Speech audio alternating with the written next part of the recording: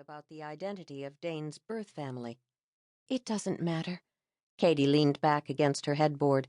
They'll find out one day anyway. Not now, though. Not before the wedding. They talked about the Baxters, how Ashley had accepted the role as assistant director for the coming season, and how the other Baxters were excited about Thanksgiving, when the whole family would be together for the first time. Dayne steered the conversation back to the two of them.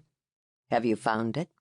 His voice held a depth and tenderness, a tone that told her how much he missed her. "What?" "Our house. I keep thinking you'll call and tell me you found it." She sat up and crossed her legs. "You're serious?" "Of course." An easy laugh came from him. "If you like it, I'll like it." "But," she ran her fingers through her hair, "shouldn't you be here?" "You find it, and I'll fly out and take a look. How's that?" "I don't know." If he was any other guy, she'd ask him about their price range, but that wouldn't be an issue with Dayne. Something else that would take adjusting to.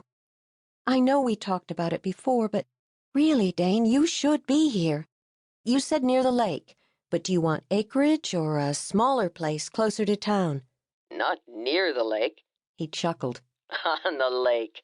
A big yard and a sweeping porch." She grinned. "I told you. Lakefront property is almost non-existent. Something near the lake, maybe, but on it?" "I can dream, can't I?" He laughed again. "Okay. Eventually, I want to be on the lake. But for now, it doesn't matter.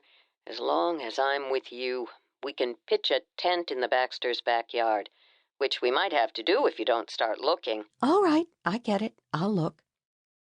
She gazed at her ring and adjusted her left hand so the diamonds sparkled in the light.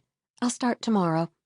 I have a CKT meeting at Ashley's house, then I'll drive around the lake and see what's for sale." The task ahead still felt daunting, but if Dayne trusted her, that was all that mattered. "No pressure, Katy. As long as I'm with you, as long as we're in Bloomington." She could almost see his smile over the phone line. "Although I have this props job I'm interested in, so I should probably be pretty close to the theater." She giggled. Gone were the sad, drawn-out conversations between them. Instead, they were always laughing, always playing. She tried to sound more official. "If the director hires you, you mean?" "True." He paused. "But see, I know her. Got her wrapped around my finger." "Is that right?" They talked for another half hour, dreaming out loud about their wedding and the days ahead. The next morning, Katy woke up later than she intended and hurried through her morning routine. As she raced out of the house, she checked her watch. 30 minutes until the 9 o'clock meeting at Ashley's house, and she still wanted to pick up coffee for the group. Ashley was thrilled about her new position with the theater kids. A week ago, CKT coordinator Bethany Allen had asked Ashley to join the theater group's artistic team. She would oversee sets and work with Rhonda Sanders as an assistant director, all of which was wonderful, since Katy would be busy planning a wedding. This morning, the team wanted to come up with a list of props and sets needed for the 3 upcoming productions. But that wasn't all they would talk about. Ashley was about to become Katy's sister-in-law. By now, all Ashley's siblings knew that Dayne was their brother. It was why they'd made plans for a Thanksgiving celebration. Katy yawned and focused on the road. Never mind the thunderclouds on the distant horizon, she felt like squinting. The future looked that bright. Yes, they still had some details to work out, how often Katy would visit Dayne during his filming once they were married, and whether he'd do all the traveling so their visits could be more private.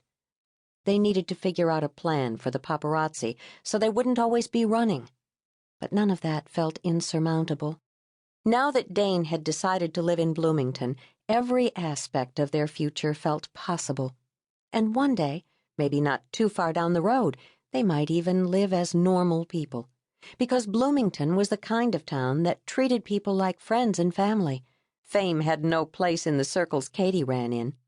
Bloomington would embrace them and protect them, and they would virtually disappear from the media landscape.